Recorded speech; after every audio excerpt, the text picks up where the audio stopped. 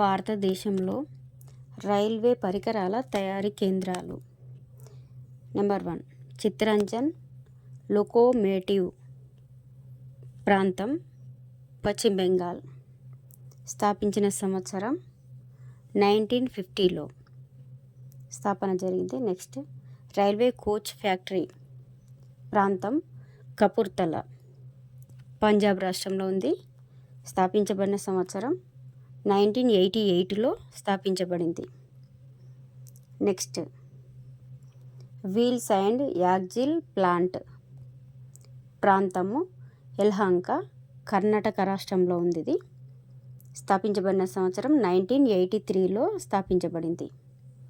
Next diesel engine తయారీ ప్రాంతము వారణాసి, ఇది ఉత్తరప్రదేశ్లో ఉంది. స్థాపించబడిన సంవత్సరం 1964లో స్థాపించబడింది. నెక్స్ట్ ఇంట్రిగల్ కోచ్ ఫ్యాక్టరీ ప్రాంతము పెరంబదూర్, తమిళనాడు రాష్ట్రం. ఇది స్థాపించబడిన సంవత్సరం 1955లో.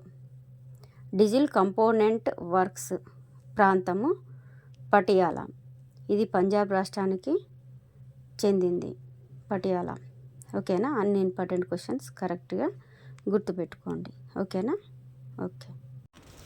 లైక్ చేయండి, షేర్ చేయండి, ప్లీజ్ సబ్స్క్రైబ్డ్.